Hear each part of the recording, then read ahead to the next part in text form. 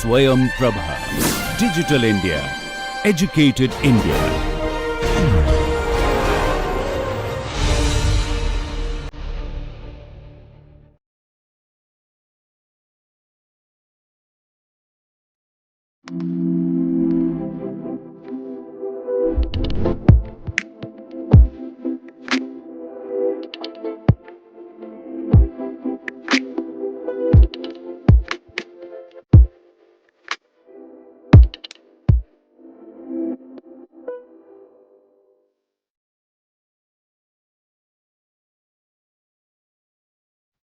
Hello everyone, welcome to the fourth lecture of week 5 on modernization and creative communication.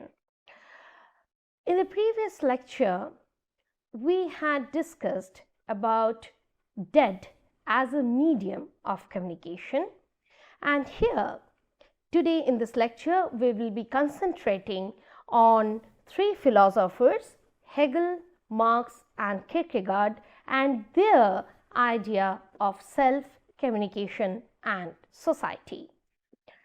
So, we will investigate the theories of Hegel, Karl Marx and Soren Kierkegaard regarding communication, particularly their departure from the spiritualist tradition. Unlike spiritualism, which often separates meaning from materiality, these thinkers stress the importance of embodiment, the relation or the relational nature of the self, and the social context that shape and distort communication. They delve into how communication functions not just as an exchange of ideas, but as a dynamic process that reveals, constructs and sometimes fractures the self and the society. Their theories challenge conventional notions, offering profound critiques and transformative perspectives on communication. Now, to begin with, we will first try to find out Hegel's view on communication as mutual recognition and Geist and the spirit. Hegel situates communication within the dialectical unfolding of spirit, which is also known as Geist, a concept that emphasizes the unity and the diversity of self-conscious individuals in relation to one another. Hegel's concept of spirit reflects a collective consciousness, and if you allow me to say like this within quote, and I that is we and we that is I. Unlike earlier philosophers like Fichte and Schelling, who focused on an abstract solidarity of I, which means I equal to I. For Hegel, communication is more than a psychological endeavor of understanding. It is a political and historical task aimed at creating the conditions for mutual recognition. This mutual recognition is central to the development of self-consciousness and the reconciliation of individuals within themselves, their world and within each other. The master-slave dialect highlights that self-consciousness depends on recognizing another's self-consciousness. True identity and satisfaction arise through mutual recognition, emphasizing interdependence. A self cannot exist in isolation. It requires an other to affirm and define itself. This relationship between the self and the other forms the foundation of human connection and the development of identity. Now, Hegel rejects the idea of a purely private self. Instead, he argues that the self is fundamentally public and relational. In his famous master-slave dialectic from Phenomenology of Spirit, Hegel demonstrates that the self cannot achieve fulfillment in isolation. Instead, it depends on the recognition of another's self-consciousness. This interplay reveals that identity is shaped through a dialectical process involving both conflict and reconciliation. He writes, I quote, self-consciousness achieves its satisfaction only in another's self-consciousness, I unquote, emphasizing that individuality emerges through engagement with the other. Now, Hegel challenges Lockean notion of communication, which posit a very private, internal realm of thoughts and feelings. He contends that humanity thrives not in isolated introspection, but in communal agreement and shared meaning. According to Hegel, appealing to one's private feeling, or an, I quote, oracle within the breast, undermines the very essence of humanity, which is realized in dialogue and collective understanding. He asserts, I quote, human nature only really exists in an achieved community of consciousness, I unquote.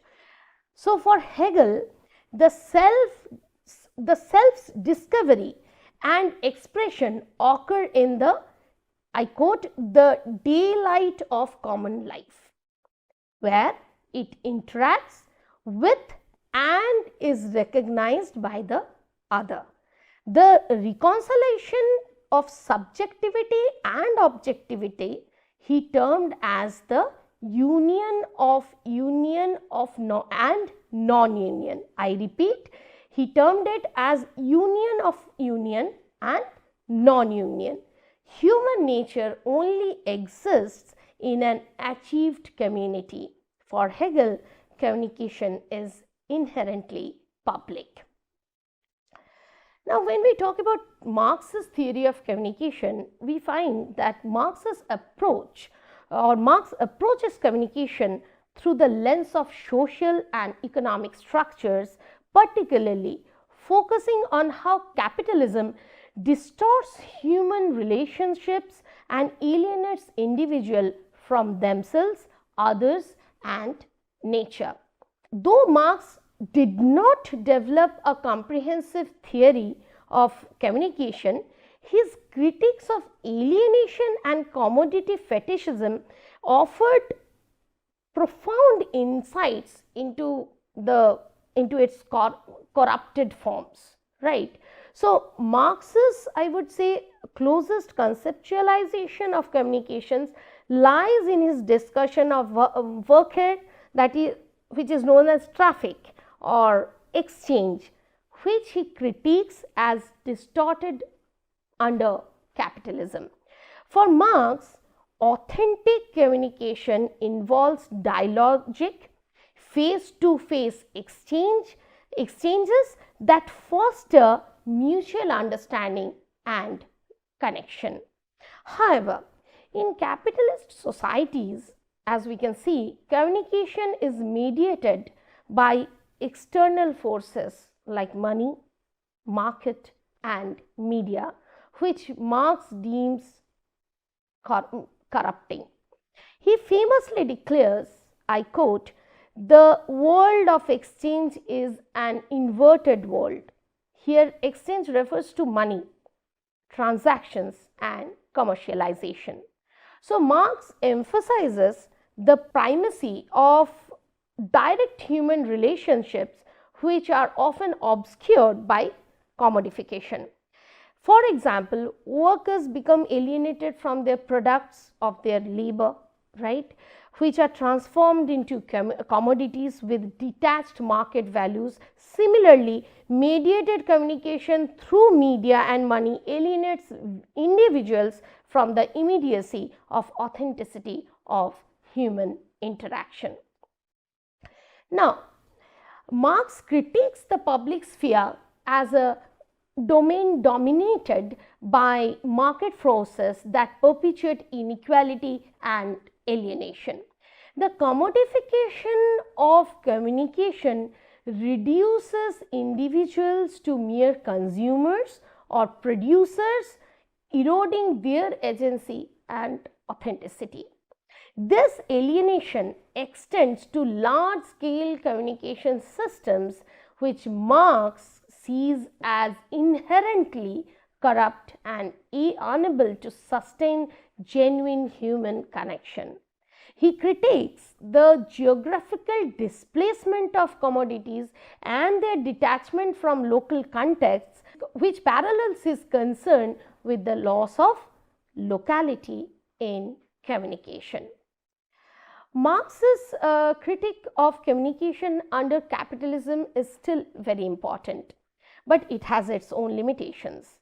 He favored face-to-face interaction, which overlooks the complexity and potential of mediated forms like today's digital connection.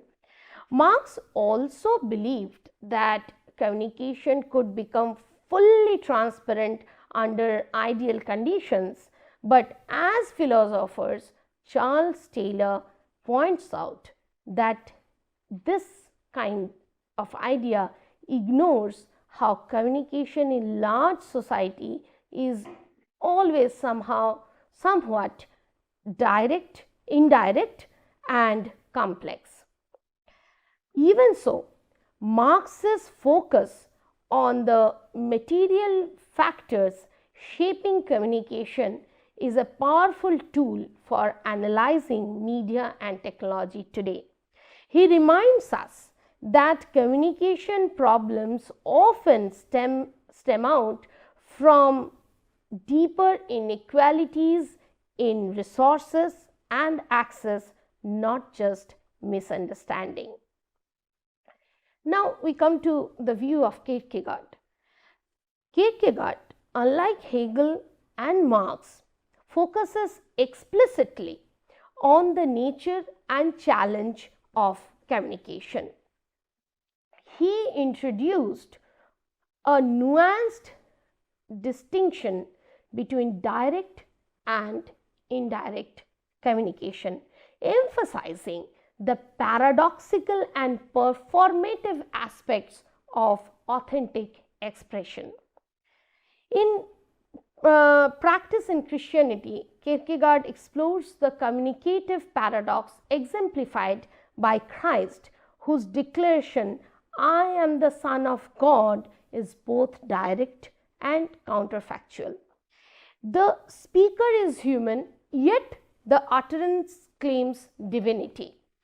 For Kierkegaard, this tension between the divine and the human illustrates the performative nature of communication, where the meaning of an utterance is inseparable from the ethos of its speaker. He critiques modernity, or he critiques modern view of Christianity for detaching the message from the person of Christ, arguing that the medium is the message. Kierkegaard likens communication to a sign of contradiction. He says, he remarks it as sign of contradiction, where truth often necessitates concealment. He underscores that in his reflections on the Sermon on the Mount, highlighting the ethical necessity of hiding one's good deeds to preserve the purity of intention. Now, Kierkegaard, like Marx, was deeply skeptical of the public sphere, seeing it as something abstract and artificial, what he called a phantom. He believed that this so-called public often undermines authenticity by encouraging people to focus on appearance rather than substance. In his critique of the present age, Kierkegaard argued that society's obsession with publicity and visibility corrupts individuals by pushing them to prioritize how they are perceived over their true selves. This sets Kierkegaard apart from thinkers like Hegel, who saw publicity as essential for mutual recognition and understanding between individuals. Kierkegaard instead warned that public discourse often becomes performative, full of contradictions, and leads to a loss of inwardness. What is that? A disconnect from one's inner truth and deeper values. For Kierkegaard, this inwardness is vital for living an authentic life, something he felt was threatened in a culture obsessed with public performance. So, in Fear and Trembling, Kierkegaard examines Abraham's willingness to sacrifice Isaac, a story he uses to illustrate the limits of ethical universality. Abraham's act transcends the universal moral code, relying instead on a private, unmediated relationship with God. This suspension of the ethical isolates Abraham, leaving him unable to explain his actions to others. Right? So, Abraham's plight underscores the tragic dimension of authentic communication. It often involves silence, isolation, and results in misunderstanding. Kierkegaard writes, I quote, "O Lord in heaven, I thank thee. After all, it is better for him to believe that I am a monster rather than that he should lose faith in thee." I unquote. Abraham's inability to communicate his faith underscores the paradoxical nature of truth, which can be deeply personal and incommunicable. Now, let us recapitulate and compare these three philosophers' views on communication. Hegel saw communication as a path to historical reconciliation, helping resolve conflicts, build shared understanding. Marx focused on how external systems like capitalism corrupt communication, turning it into a tool of exploitation. Kierkegaard viewed communication, which is deeply personal, tied to faith and inward truth. Despite these differences, all grappled with definite authentic interaction in a fractured world. So, Hegel sees that self as inherently public. Marx critiques the alienation of communication under capitalism, and Kierkegaard highlights the paradoxes of embodied truth. And the thinkers identify various pathologies, like Hegel critiques the retreat into private life, private feeling. Marx exposes alienation and commodification, and Kierkegaard reveals the tragic isolation of faith. While Hegel advocates for the reconciliation of individuality and universality, Marx and Kierkegaard highlight the limits and dangers of universal frameworks.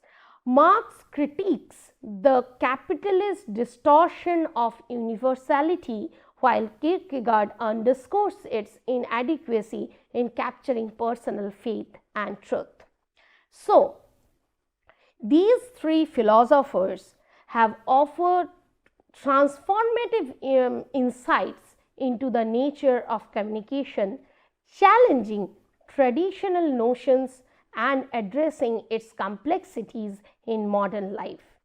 Hegel's vision of mutual recognition, Marx's critique of capitalist alienation, and Kierkegaard's exploration of paradoxical truth remain profoundly relevant for understanding communication in diverse, mediated, and often fractured societies. Their work underscores the necessity for addressing the material, relational, and existential dimensions of communication to foster more authentic and equitable interactions. Thank you.